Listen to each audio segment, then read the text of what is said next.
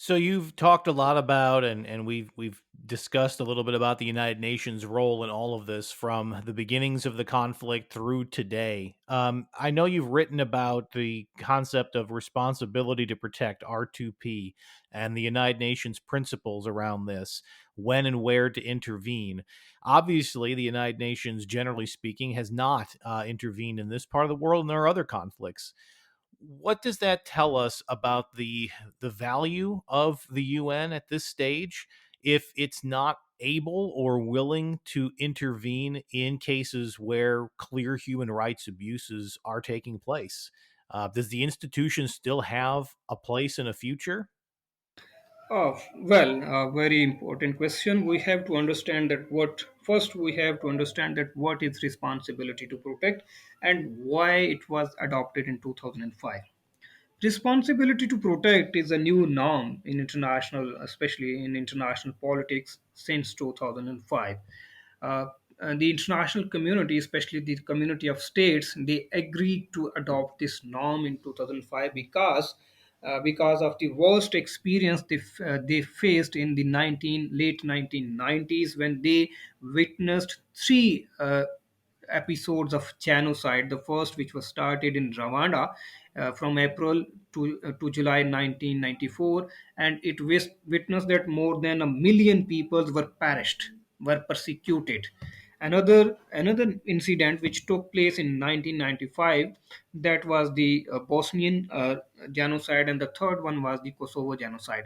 And in these two incidents, the UN was miserably failed to stop the genocide or the ethnic cleansing of those people. So at the Kofi Annan, he was the General Secretary of UN, he decided that we have to introduce a mechanism, a sound mechanism, which enables United Nations to intervene in such circumstances. So, as per his aspirations, the Canadian government, they also cooperated, and in 2005, UN General Assembly adopted this what now called the responsibility to protect. Responsibility to protect is built upon three fundamental pillars. The first one, it actually explains that it is the primary responsibility of a state to protect its citizens from genocide, war crimes, ethnic cleansing, and crimes against humanity.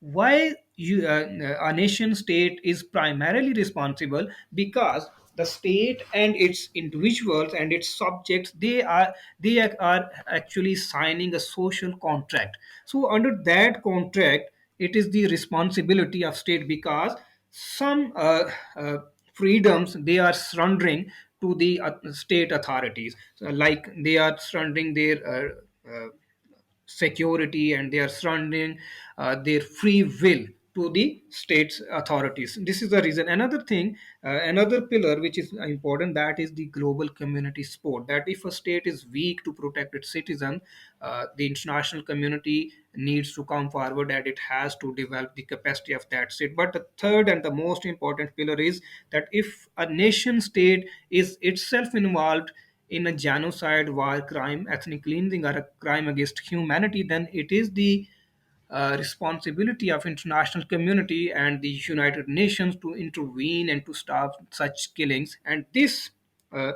responsibility to protect doctrine has already been invoked in the case of Libya. We know in case of Syria, in case of Yemen.